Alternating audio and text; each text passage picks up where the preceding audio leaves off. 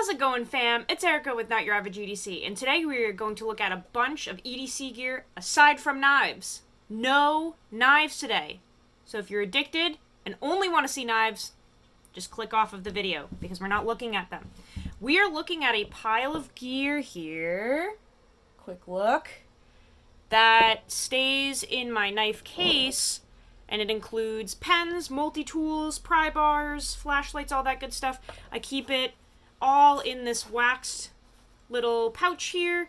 This was actually gifted to me from a viewer. I don't know if he wants me to say his name, so I'm not going to, but he sent me like a huge gift box, and this was inside of it. So this holds all of my non-knife objects. He also sent me another pouch. This one that holds my folding knives. So this has only folding knives in it, and this has everything else. I do not have all of my tools right here. These are my favorites. So I kind of have like OCD where like if something doesn't fit the bill exactly, it'll go in another knife case. So I have like a box over in the other room of like everything else that I don't like as much, but I also don't want to get rid of. And then these are like the absolute necessities, my favorites that have made the cut throughout the years. So let's go over what I'm carrying on my person today for like oddball tools, and then we will go through the rest. No surprise here. Got my Knipex, whatever the fuck we call them. All day, every day. Those ride in the leather slip. If you guys want me to do a full review on these, can you just let me know down in the comments? I always do knife reviews, and I've really been slacking on other gear reviews because I just don't know if they're going to be interesting or not. So I've been using these for 3 years straight, I think. Let me know if you want to see a long-term review on those, or any of this stuff, if I don't already have one on the channel. The next thing I have is this little pocket organizer from Tale of Knives. Obviously pretty beat up, in the pocket all the time. This has my pen in it, my little tactile turn, slim bolt action pen, and a Phoenix E12, because I have to carry a little bit of a thicker flashlight, otherwise it'll just slide through there. That's a pretty wide opening, so I have to use this flashlight when I'm carrying this pocket organizer. And then I have the Swiss Army Super Tinker. Absolutely love this. This is one of my tried and trues, and it fits in here perfectly all together. I should probably do a review on this. This is like my favorite Swiss Army knife of all time. I have used probably 20 of their models. This is the best one for me. This is like my one and done Swiss Army knife, at least for now, that I've been using for quite some time, and I really, really enjoy it. So I'll probably do a full review on that too, because it works best for me. It's absolutely my favorite. Okay, so those are all the tools I have on me today. I have the day off from work, and it's snowing outside, so I'm just hanging out in here with the dog, so don't need too much on my person. Let's look at what was in that big pouch. So one of the things in there is this BGM Knives one-off custom Quaken. I guess you could classify this as a knife, but I really view it as a chisel pry bar type deal. So it does stay in like my tool kit or my tool bag instead of my fixed blade section. I just feel like this is something I would throw in my pocket if I knew that I was going to be working on a specific project all day. Otherwise, this is kind of overkill for everyday carry. But a really nice chisel pry bar type thing. I have used it. I made a video of what I used it for when my ceiling kind of collapsed in the camper. This was actually super helpful. But yeah, that rides in the toolkit. With the theme of pry bars, I do have a few here that have made the cut over the years. I've used all types of pry bars. For a while, I was running those County-Com Woodgie bars, but I found them to be too thin. I bent one once working on a machine at an old job. I also really didn't like the fork end, and they just didn't work for me, really. Sorry, my phone is blowing up. So I do have this BGM pry bar. And I really like this. I used this one for, I don't even know how many years straight. This was like my first pry bar that I fell in love with. I had John make this one for me. I was like, I just want, a 5-inch long chunk of metal to beat on. And that's what he made me. So it's very nicely made. I love the lanyard hole. I really need to re-put a lanyard on there. It's just, this is a really heavy duty but pocketable pry bar. I really enjoy this one. And like I said, I used this for so many years straight. It's a really nice one. This is the one that I'll put in my pocket, again, if I know that I'm working on a very specific project. It's because it can handle literally anything. At my old job, at one of my old jobs when I was a maintenance mechanic in a warehouse, Nicole and I had to take apart a giant mixer, an industrial commercial mixer. And it's like a huge trough. You have to climb up onto a ladder to even work on it. And we had to take the plates off to get into the packing. If you don't know anything about machinery, you're not going to know what I'm talking about, but I'm sorry. We had to get the plates off to get into the packing to replace it, but it had never been taken apart, so it was literally like fused together from years of running on diminished packing. It was literally completely screwed. So I ended up having to use this, and I took a hammer and I smashed it down into the plates to break them apart and separate them, and this was the only thing that did it. And I beat the crap out of this thing. But didn't break, didn't nothing, just a few slight like rolls in the very tip. Probably from that specific day, I would figure. But obviously still useful.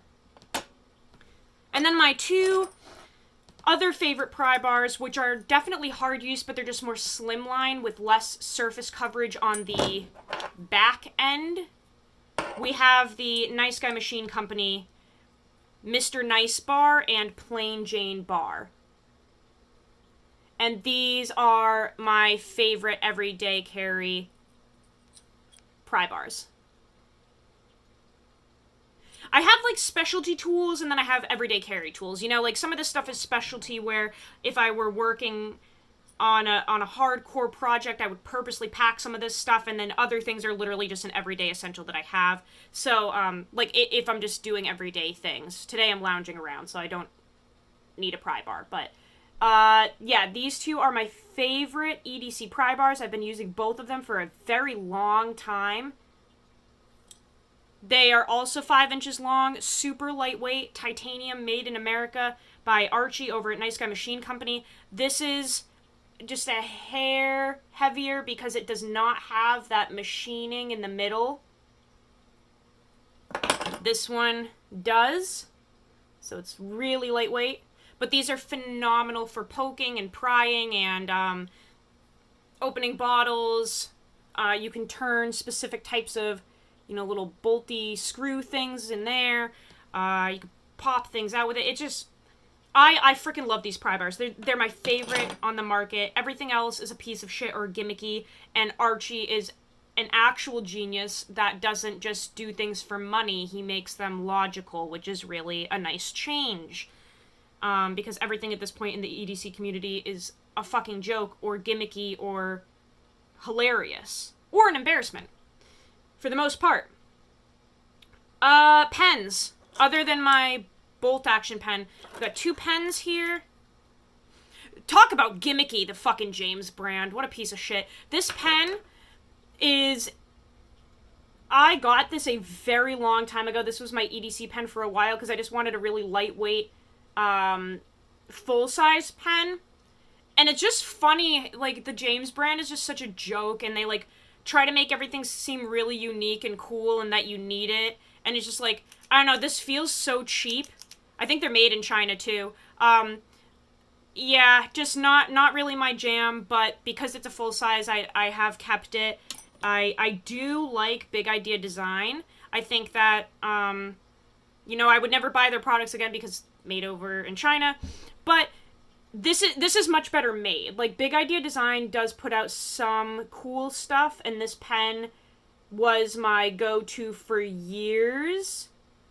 I really like this one. I use the actual tip as like a poker and a reset tool at one of my old jobs because I can like extend it out just enough to actually reset machinery, so it worked perfect for that.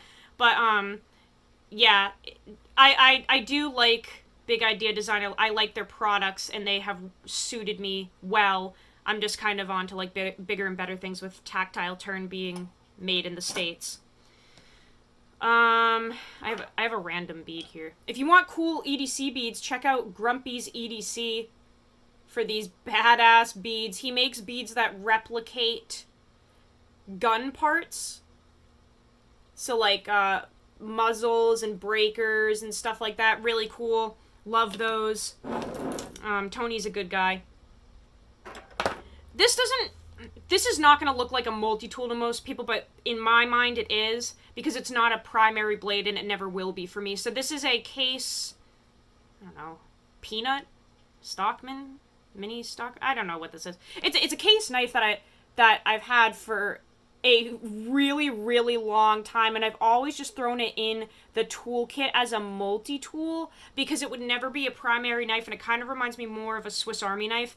It only has 2 blades, which are absolutely annihilated, but like because of the shape of them, I just view it as a little more of a multi-tool. Like this to me, yeah, it can cut things, but it's really like a pokey little fucker. Like this is a toothpick blade, so it's super, super pointy, and you could really do like a little more detailed stuff with it. So I just view it.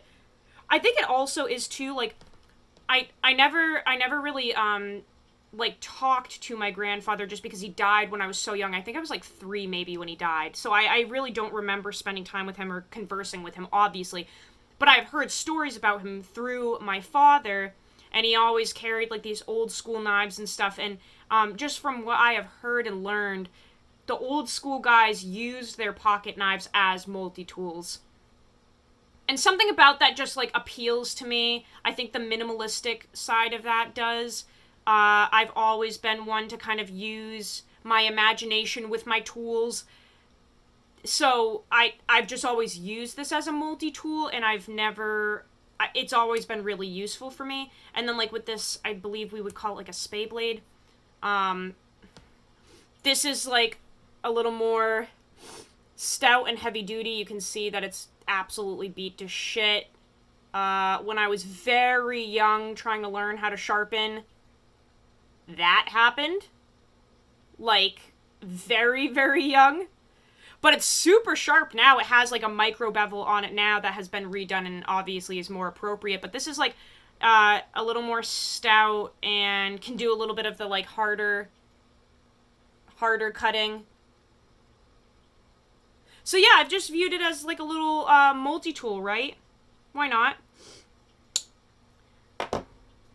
In the multi-tool category as well, we have my top rated Victorinox Spirit X multi-tool. I do have a full review on this and a lot of content on it. This is my favorite multi-tool that I've ever used. I've had many Leathermans. I have the PST, I have the Juice, I've had the Wave, I've used the Surge and the Charge, and I have a Skeletool and the Squirt. I've used the Rebar, the Super Tool. I've used the Swiss Tool. I forget what it's called. It's like a Swiss Tool something. The bigger, bulkier version of this. I've used many, many, many multi-tools in my time, and this is just my all-time favorite. At least for me with the Leatherman tools, number one, I really don't like the shit that they pulled last year at all. That, like, just really frustrated me. But also, the tools that I use, the bits, I just always was breaking the bits, and I'm not sure why, but I have broken so many Leatherman bits from the bit kit that I'm just kind of tired of using the Leatherman tools that take the bits to have a wider tool selection. So I kind of like just left them as a whole for a little while, and I wanted to try this, and this one has just worked much better for me. It has everything that I need, nothing I don't, and the quality of these tools on here just seem like a little better in my opinion. Not to say that I will never go back to Leatherman. I really want to test the rebar at some point, just because it seems most comparable to this. But, yeah, that crap that they pulled last year just really, really frustrated me, because I genuinely really like Tale of Knives. I like the people running it. I think they're great. I think they make quality gear. And to have somebody replicate your work and then say, this is my original idea, like, that really is too bad that they pulled that crap. That is very childish, in my opinion. That is very high school. So I switched over to Victorinox for multi-tools for the most part. I really like the Spirit X. The tools are just really well made. I love the pliers. I think it carries nice, and I think this contour here of the handles being rounded and bowing out, it's just a very comfortable tool to use. This is another one that I've had for a very long time. Super smooth. Absolutely love it. Highly recommend. With the Victorinox theme, we do have the Cadet here. One of my favorite Swiss Army knives. This is one that I throw in my pocket when I'm bumming around and not really doing too much, but just want to have a small selection of tools on me. We all know that the Cadet is absolutely fantastic. Super thin, super lightweight, very well made. So I really like this one for lazy days, which are few and far between, but they can happen sometimes. And then my favorite ALOX model from Victorinox is the Pioneer. Not the Pioneer X, just the Pioneer.